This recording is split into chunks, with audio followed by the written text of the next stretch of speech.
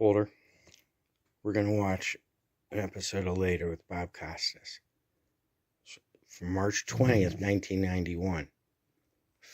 Phil Hartman was the guest, and he started out as a member of the Groundlings and ended up on Saturday Night Live. But most people don't know that he was a graphic designer for record albums and even designed the Crosby, Stills and Nash logo. It's been on a bunch of albums. He was so talented. He ended up in The Simpsons and news radio until his wife murdered him, shot him dead in his bed. So we're gonna watch this interview with him before he even met that lady. Good thing. So he was a real talented guy. Too bad you never got to see him.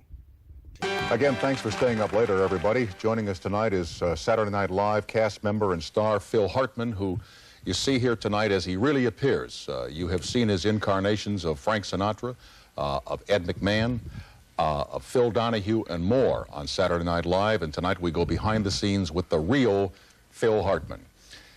Let me ask you here about impressions and imitations. You join a show that has a long history of people that have done impressions. I'm no stranger to that, you know, going back to the days of Aykroyd in the 70s, and continuing through all the others whose names I can't remember who do imitations up to this point. What pressures does that put on you, Phil, knowing that others have gone before you and that you will be compared to them and to the fella who just slammed the door over our heads? Well, yeah, inevitably there will be comparisons, but, you know, in any performing, you're out there alone just doing your best. And there are different sensibilities in the area of impressions. In fact, I prefer to call them impersonations because... How about caricatures? Well, see, I prefer not to do caricatures. I really try to sound like the people that I impersonate. For example, the impression of John Wayne would be, "Come on, Pilgrim, let's go." You know, that the Rich Little approach. Whereas I prefer to really nail it more on the line, like, "I'm sorry, son, we're going to have to ground you. You flunked your depth perception test." All right. You know, and that's a different sensibility. And so occasionally I'll push toward the caricature area, like with my Ed McMahon. One of my nudge it a little personal more. favorites, I must tell you. Yes, well, you are a winner, sir. Was that? I'm hoping for that job someday. The way you do him, it may be open, all right? The genesis of that characterization, and some others, if you will. All America knows Ed McMahon. You know, we see him on The Tonight Show. We see him on insurance commercials. We see him on beer commercials. He's on the radio. And yes, Ed McMahon is compensated for all those things. Yes! How do you form the impression? You know, sometimes they come easy. Sometimes, for example, if someone's voice is in the same general tenor as my voice, then chances are I'm already doing them. Like, my best impersonations have been traditionally John Wayne, Jack Benny, and Jack Nicholson. And all of those guys have a similar vibration. I can hear to it. my own voice. It's that, and the only thing is you just pitch them from a different part of your instrument. Like, John Wayne speaks from the chest. He comes from down here. You move them up into your throat, and all of a sudden it's, "Oh, Rochester, come here a minute." And if you push them farther up into your nose, it's the same vibe, but all of a sudden, "Entschuldigen Sie, Frau Mulray, wo bist du intercoursen mit du Vater? Der will nicht eine Pregnancy mit du Sister haben." You know, so those guys... But Ed, I want to know where big... But Ed, okay, Ed, I didn't have a handle on that at first. You love Ed. We all love Ed. Of course you love Ed. I mean, he's an icon in our culture. Yes. And I hope he understands that, and I hope everybody I do understands that I'm not trying to do them in the mafia sense of, you know, let's do Hoffa. I'm trying to do them in an affectionate way, and I do have affection for all these people as much as, you know, I'm an audience member like everybody else, and I really don't wish to offend. But Ed McMahon, I just, once I got into the gravel thing, that's where What is he it, from the gut? Yes, it's that barrel-chested thing, sir. Yes, it is. So, you know, that's what I nailed him. But there are, you know, there are people I couldn't do to save my life. Jimmy Stewart, I've never been able to do. Dana Carvey does the definitive Jimmy Stewart. Yet most people who do impressions, and believe me, Philip, I'm not lumping you with the Dana Carveys and the Rich Littles and all the people who do impressions, but most people do Jimmy Stewart. It's part of their nightclub act. It's refreshing, I think, for a guy who does impersonation or impression not to do the standards. Sorry. I don't do Jimmy. Ladies and gentlemen, Phil Hartman's George Wendt before your very eyes. Huh? You do, But you know, I can't do Jimmy Stewart, but I can do Paul Ford. I can do Paul Ford. Remember the Bilko show? I sure do. All right, Bilko, where's Doberman? I do that. My homeboys are laughing here because I do it around the set a lot. Very few people do Sinatra as publicly as you do because there is this aura about Sinatra, some would say Mr. Sinatra, that you don't dare do the impression for fear of offending the chairman of the board. Your thoughts on the Sinatra? You know, the first week I did Sinatra, I also did Saddam Hussein, and I left the building thinking, I'm a walking dead man. It's all over. And it did get back to Frank via his daughter Tina that I had impersonated him, and I don't think he was very offended. I hope he wasn't, because you may not realize this, but I am a major Sinatra fan. Phil, I love his music. Everybody who does the kinds of things you do, and I know it's a part of your career, always puts in the disclaimer, I hope that nobody is offended. Can I ask you a question? What's the difference if they are? Most people who watch your work and who've watched the work of other people say, this is comedy, this is performance, this is not trying to hurt, injure, or cause damage to anybody. So why, I really wouldn't put as much time into the disclaimer as you do, and I appreciate why you do it. It's just that I'm a sensitive guy, and, well, I'm concerned about these things. You know, my wife ran into Peter Graves on the street, and I've impersonated him, and she said, you know, my husband impersonates you on Saturday Night Live, and he went, well, I've never watched the show, but I'm sure it's very good. And so that, in a way, is better than getting back that, you know, Sinead O'Connor is heartbroken because we made fun of her on the show. And I know that Frank is a sensitive guy, and of course, you know, I'd like to think that someday I could have a couple of belts with him and kick around the Sinead O'Connor jokes we did. Because it's the funniest thing I think I've done all season. As one who worked, you know, in this building when this show started, Saturday Night Live in '76, I was one of those who saw it come into this very room here with the original 7. And when it first came on, it was uneven and in some cases not funny, and then quickly evolved into a smash television hit. And you tend to think that Saturday Night Live, or we did, would be like The Tonight Show or The Today Show on NBC, where Hugh Downs would be there forever, and Frank McGee and Johnny Carson and Ed McMahon, and nobody would ever leave. And then all of a sudden, you know, Chevy went to make movies, and Dan went to make movies, and John and Gilda, etc., etc. What is your perception of Saturday Night Live and where it is in your life? Is this a stepping stone on the way to Hollywood and movies? Is this a station on the way somewhere else? Your own thoughts about what you do for a living and where it fits in the scheme of things for you. Well, I certainly have a different perspective than they did. You know, I'm the same age as a lot of those people, so they were kids when they came into it. And interestingly, I had joined the Groundlings improv group in Hollywood in 1975. Lorraine Newman was a member. I had been there for a few months, and suddenly she was hired off to do this new show. So I did have that connection to it and always felt connected to it. But to them, you know, they were thrust into this show that was so unique in the scheme of things at that time. It was one of the few shows that catered to that disenfranchised audience, the youth audience, the hip audience. All of a sudden, we gave the kids of the 60s a chance to do the television program. Yes, the inmates were running the asylum. And so they were really caught up in all the furor of that, and it was a different thing. Now there's so much that caters to that audience with MTV and videos and all the, so many sitcoms are youth-oriented. It's different now. So over the last 15 years, I had other career aspirations. I tried to make it as an actor in Hollywood for 10 years. It was very difficult.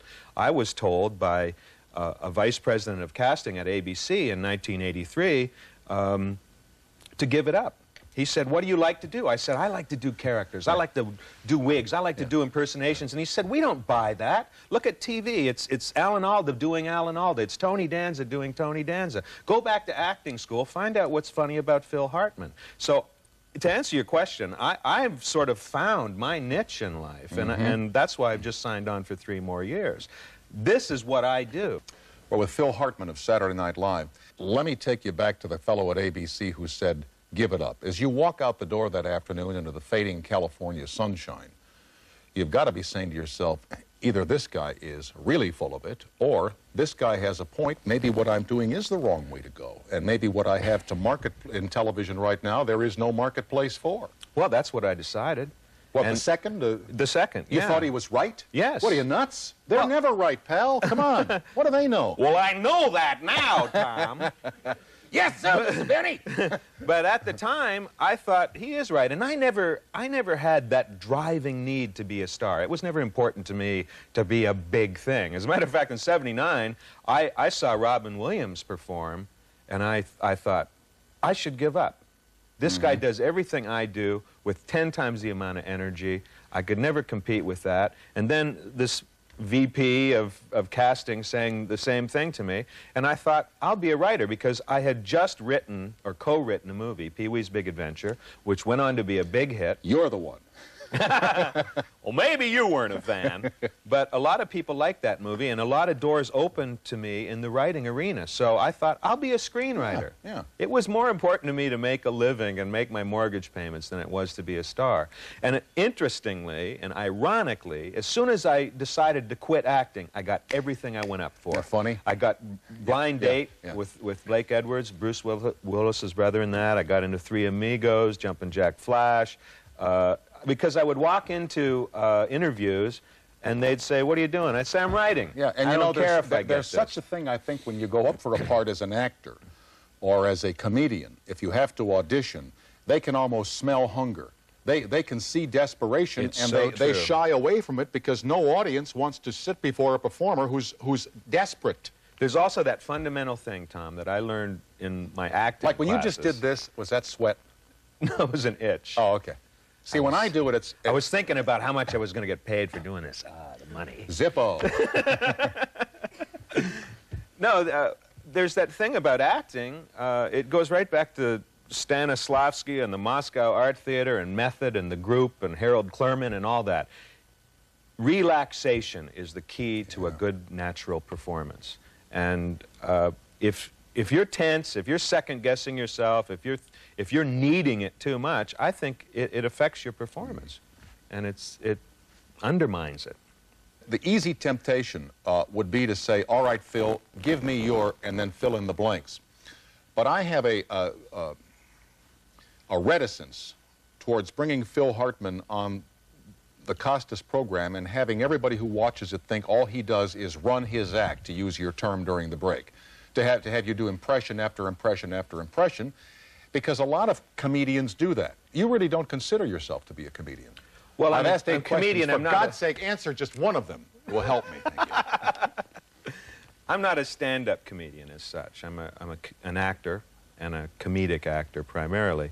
So I don't have an act, and I can't sit here and run my act for you. And I think on this show, one of the things that I really wanted, one of the reasons I really wanted to do it was that people would get some insights into me. Because when you do talk shows, primarily, you're out there to perform and get laughs. You do a 7-minute act and off you go, down the couch or Yep. out the door. Right. And so people really don't get insights into who you are as a person. A little insight, though, into the way you approach comedy.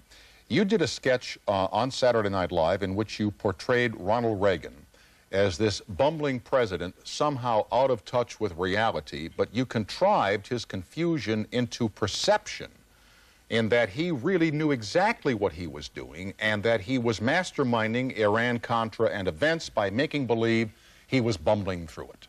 Now, there's some perception there. I see a guy reading a newspaper or reading analysis or listening to commentary to say, you know, there's a point of view about Ronald Reagan I'd like to bring into a sketch. Yeah, I think that sketch touched on what a lot of people were thinking, and that was what was so perfect about it. People were really wondering, did Reagan know? It became apparent that he wasn't going to show us whether he did or not, and so we kind of goosed it into that parallel reality that everybody already had on their minds. Before you became actor, comedic actor, not stand-up but sit-down comedian, graphic artist, Phil Hartman, graphic artist, designer of record labels? When I was in high school, I took my first acting class, and I actually enjoyed it, but at the same time, my brother, who was 8 years my senior... And forgive me, I should know, but you went to high school in... Westchester, California. Okay. Over by LAX. Right near the airport, yeah. It was like, and now, class, let's get back to history. But do you remember how loud jets were in the 60s? Oh, yeah. Those early DC-8s? Big improvement. Well, that was a technological As side compared note. to today's quiet DC-10s and 747s. What'd you say? Yeah, I studied acting in high school, but my brother, who was 8 years my senior, was trying to make it as an actor and was struggling and having it so difficult. I thought, not for me. So I majored in art, where I also had aptitude, and I dropped out of college in my senior year to take a job in an ad agency, and then a few years later I started my own design studio as an illustrator, designer, and I was designing album covers for about 10 years. I've designed 40 album covers for groups like Poco and America, and did design work for Crosby, Stills and Nash and Stephen Stills. And I was doing that at the time that I joined the Groundlings in '75, because I still had all these multiple personalities in me, but I was spending 12 hours a day at a drawing board. For which many people went to psychiatry, but you said, no, I'll turn this into performance. That's what I decided, or at least to explore that side of myself, because I had a very introverted lifestyle as a designer, and I just had to bust out. What about as a kid? Were you introverted as a kid? Or Very. You were? I was the middle of 8 children, and I was so withdrawn and so shy, basically, that I don't know, I almost felt like I didn't exist. You didn't go to school and do Dan Aykroyd or do other people that you saw on television. You didn't do that. No, I didn't. Until I was 12 years old, my parents brought home a Jonathan Winters album, and I thought that I had seen God. And I memorized that whole album, and I used to walk up to people and say, you ever heard of Jonathan Winters? And they go, yeah. And I go, this is his album, blah. You know, and I do, don't touch that groundhog, baby, Elizabeth, you don't know where it's been. You know, all that stuff. Yeah. He was the first early influence on me. And then, of course, I was influenced by everybody else. But when you got to high school, not to compare, but when I went to high school, Milton Berle was the king of television, and America stopped on Tuesday nights. And on Wednesday, those few of us whose parents had television sets would compete with each other at study hall to see who could do the best Milton Berle from the night before. Did that happen in your high school? Sure. Did you take the Jonathan Winters album to class with you? You know what I'm saying? Yeah. By then, I was starting to blossom out of my shell. I was class clown in my graduating class. Okay. And I was doing John Wayne and all impersonations, and you know, I graduated summer of '66. And so I used to do Lyndon Johnson a lot, and today we're going to bomb Catalina Island lest it fall into enemy hands. And the Duke, and pretty much started to feel my way into my clown persona, and which became my favorite personality. What about the feedback, though, from the other guys and gals in high school with you? Did they laugh with what you were doing? They voted for me for class clown. Oh, yes, it was an elected position, Tom. Again, thanks to Phil Hartman of Saturday Night Live for the time, and thank you all, as Bob would say, for Staying Up Later. For Bob Costas, I'm Tom Snyder. Thank you for watching, and sleep tight, America.